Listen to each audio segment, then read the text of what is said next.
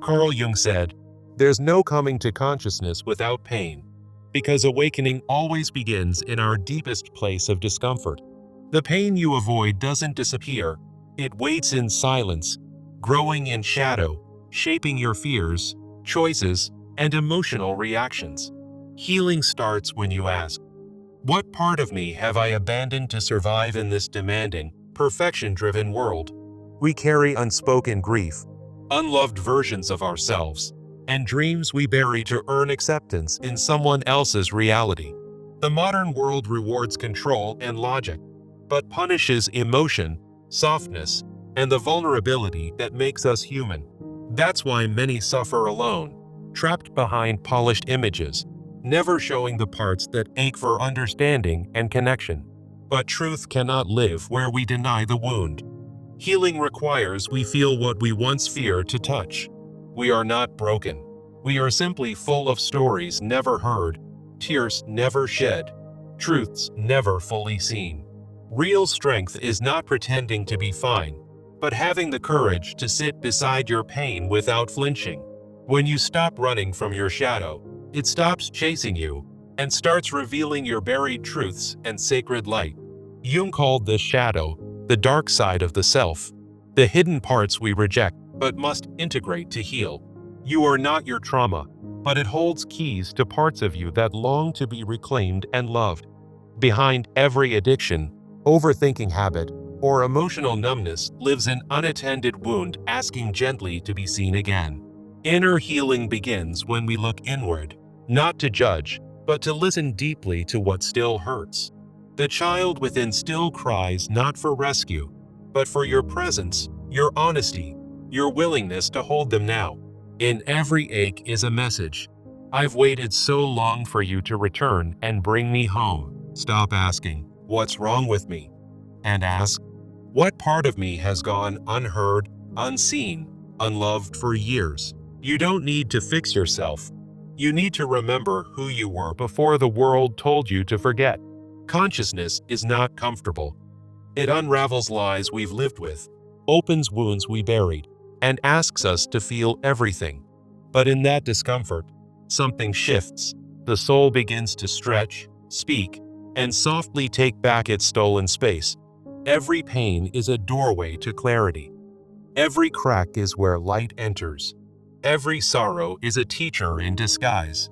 Instead of resisting what hurts, ask, what is this pain trying to teach me about who I really am? When you stop numbing, you begin remembering. The parts that scream, whisper, and weep all lead you back to truth. Carl Jung didn't promise ease. He promised meaning. And meaning only emerges when we make peace with our emotional wilderness. The self cannot be found in surface pleasures. It's waiting in the ruins you refuse to explore. The ego wants control, but the soul wants truth. Healing begins where the ego finally surrenders its illusions. What we suppress in fear returns in patterns. What we avoid in pain manifests in every unhealed relationship. To be whole, you must welcome all parts: the bold, the broken, the angry, the tender, the ashamed. True healing is not positivity. It is radical honesty wrapped in compassion, born from courage to sit with what hurts. Healing is slow. It comes in layers. Sometimes joy, sometimes rage, often silence. But always forward, always worth it. You may feel lost now, but that's because you're leaving behind what no longer belongs to your becoming. Grief is not a failure. Grief is proof you loved, felt, cared, and now need time to transform. In pain, there is intelligence. In darkness, there is wisdom. In your sadness, there is something sacred unfolding. Stop fearing your sensitivity. It's not weakness. It's your soul's language asking to be heard, not silenced anymore. The goal isn't perfection, it's authenticity. It's living a life that aligns with your truth, not society's checklist. Ask yourself, what armor am I still wearing that no longer protects me, but prevents real connection and healing? There is no shortcut through the fire, but there is grace in every step that burns away false identities. You are not alone in your pain. The world is full of silent warriors carrying invisible stories needing safe space. When you speak your pain aloud, it loses power and gains possibility to become something healing, human, and whole. The bravest act is not escape. It's staying long enough to understand the message beneath the ache. What you fear in yourself is often the part that holds your greatest freedom, creativity, and voice. The shadow you run from today will shape the life you live tomorrow. Face it now, gently, bravely, consistently. Every suppressed truth becomes a wound. Every acknowledged truth becomes a light. That's how healing works. That's how we grow. Be patient with your unraveling. Growth looks like confusion before it looks like clarity. That's part of the becoming. You don't need to rush your healing. You only need to stay present and keep choosing to return to yourself. Carl Jung reminded us, what we don't make conscious will rule us, and we'll call it fate. Don't let unconscious wounds write your future. Shine light there. Love there. Begin again from that sacred space. The pain isn't punishment. It's the invitation. The breaking isn't the end. It's how something more honest can begin. Healing begins where blame ends, where we stop pointing outward and turn inward to gently reclaim lost pieces of ourselves. Stop waiting for permission to feel. Your pain is valid even if no one else sees, understands, or agrees with it. There is no map for healing, only footsteps. And each step into discomfort opens a door back to your true self. We fear darkness, but Jung reminds us, only in darkness can light become meaningful, sacred, and fully experienced. The mind protects, the soul reveals. Learn to discern which voice belongs to fear, and which one calls you home. Your triggers are teachers. They expose unresolved pain and lead you directly to the places needing compassion, not judgment. To integrate your shadow, you must stop labeling emotions as good or bad. All feelings are messengers of wholeness. You are not here to be perfect. You are here to be whole, honest, messy, healing, and beautifully unfinished. The more we hide pain, the more it controls us. Bring it to light, and its power begins to dissolve. Inner peace doesn't come from control. It comes from allowing every inner part to be seen, heard, and understood. Emotional pain is not weakness. It is the call to stop abandoning yourself and begin loving your humanity again. Let your anxiety speak. Let your sadness weep. Let your anger burn clean. All emotions are sacred pathways to truth. Jung taught us, the shadow isn't evil. It's unlived potential waiting to be accepted, expressed, and integrated with love. Stop silencing the voice inside you. Your soul has waited lifetimes for you to finally hear its truth. The version of you that survived deserves your gratitude, but not the steering wheel of your future becoming. You are not hard to love. You just haven't been seen in the language your soul understands. Self-awareness hurts at first, but over time, it becomes the light that helps you choose differently and love intentionally. Healing requires slowness. Your nervous system deserves gentleness. Rush is a trauma response. Peace requires conscious pacing and breath. Every emotion longs to be metabolized, not suppressed. Feelings unprocessed become illness, tension, or unconscious life decisions. You are allowed to feel joy and grief in the same breath. Healing holds space for the full emotional spectrum. When you love your shadow, you stop needing validation. You become anchored in truth, not approval. Stop over-explaining your feelings. Those who are safe won't question them, and those who do aren't your sanctuary. You can hold your pain and still believe in beauty. One does not cancel the other, they dance together. Your deepest wound is often your sacred gift. Once healed, it becomes medicine for others still searching in the dark. Jung reminds us, what we suppress returns through projection. Heal it, or you'll see it mirrored in everyone else. The real journey isn't forward or upward, it's inward. The soul only grows when it is finally heard from within. Stop fighting with yourself.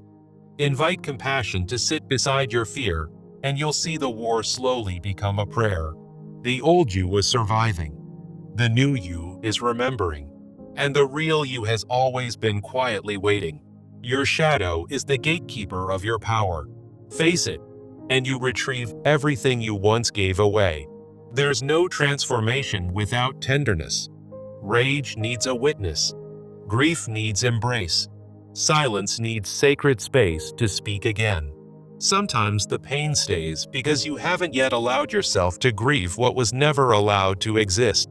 Not all wounds were visible. Some were inherited. Some were emotional. But all can be honored, held, and released. You cannot transcend what you have not yet accepted. Healing is not escape. It's deeper arrival into what is.